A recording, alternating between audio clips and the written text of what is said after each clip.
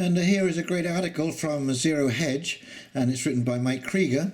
The whole system is breaking down under its own weight. And this is via the Liberty Blitzkrieg blog. We find ourselves at a moment where the financial and political systems that have dominated for decades are failing in a spectacular and irredeemable fashion. Those who pull the levers are, as usual, attempting to take advantage of the situation by rapaciously snatching and consolidating more wealth and power, while leaving the general public to rot. When faced with such a historic moment, one should assume a certain degree of responsibility to make sure that the next paradigm ends up better than the one we're leaving.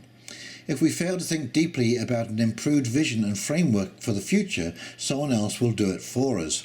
And yes, this is what I've always said, we need to start thinking about how we're going to be governed in the future after all of this nonsense is said and done. And it is localization and decentralization. Your local government at the municipal level is your closest level of government, and it is the one that controls an awful lot of your day-to-day living. From my perspective, humanity remains stuck within antiquated paradigms that generally function via predatory and authoritarian structures. We've been taught, and have largely accepted, that the really important decisions must be handled in a centralized manner by small groups of technocrats and oligarchs.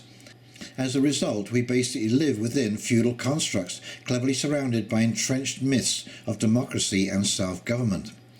We prefer to be lazy rather than to take any responsibility for the state of the world. We are now at a point where simply recognizing current structures as predatory and authoritarian isn't good enough. We require a distinct and superior political philosophy that can appeal to others likewise extremely dissatisfied with the status quo. My belief is humanity's next paradigm should swing heavily in the direction of decentralization and localism. Decentralization and localism aren't exactly the same, but can play well together and offer a new path forward. The simplest way to describe decentralization to Americans is to look at the political framework laid out in the US Constitution. At the federal level, a separation of powers between the three branches of government, the legislative, the executive, and the judicial, was a key component of the Constitution. The specific purpose here was to prevent an accumulation of excessive centralized power within a specific area of government. Beyond the separation of powers at the federal level, the founding founders made sure that the various states had tremendous independent governance authority in their own right in order to further their objective of decentralized political power. Localism takes these constitutional ideas of political decentralization and pushes them further, by viewing the municipality or county as the most ethical and logical seat of self-governance. The basic idea, which I tend to agree with, is that genuine self-government does not scale well. A one-size-fits-all approach to governance not only ends up making everyone unhappy, it also entrenches the self-serving political and oligarchical class at the top of a superstate which makes big decisions for tens, if not hundreds of millions, with little accountability or oversight. This is pretty much how the world functions today. While localism implies relative political decentralization, decentralization is not always localism. One of the best examples of this can be found in Bitcoin.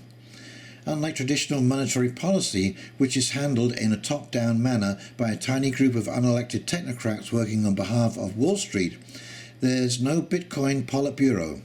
There's no CEO, there's no individual or organization to call or pressure to dramatically change things out of a desire or political expediency. The protocol is specifically designed to prevent that. It's designed to operate in a way that makes all sorts of people uncomfortable because they're used to someone being in control. We've been taught that centralization works well, but the reality is political and economic centralization concentrates power, makes the public lazy, and ultimately winds up in a state of authoritarian feudalism. Bitcoin also demonstrates how decentralization and localism, though not quite the same, can complement each other well in an interconnected planet. Imagine a world where governance is largely occurring at a local level, but global trade remains desirable. You'd want a politically neutral, decentralized and permissionless money to conduct such transactions. Similarly, a free and decentralized internet allows the same sort of thing in the realm of communications.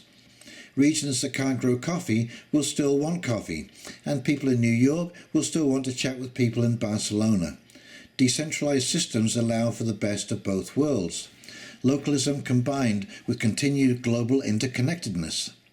The big question all of us should be asking ourselves right now is, when should small groups of people be making extremely important decisions for the masses? My answer would be almost never, yet that's the world most of us live in, irrespective of which nation-state we call home. The pendulum has swung so far in the direction of centralization, oligarchy and authoritarianism that the whole thing is breaking down under its own weight. Those in charge are doing everything possible to keep it going in that same direction, but we can't let that happen. What we need is a new era defined by decentralization and localism. Absolutely, absolutely. So support any of your local organizations, farmers markets, local exchange and trading, this kind of stuff, our banks, and keep your money, time and effort local, and be international through the internet and currencies which will be up and coming, I assure you, like Bitcoin, Litecoin and Etherium and any of the many other speculative coins and tokens that are out there. Anyway, if you enjoyed this video, please like, comment and subscribe below, and in the meantime, this is Hound Dog Steve wishing you a very pleasant evening, and we'll talk very, very shortly. You take care now. Bye.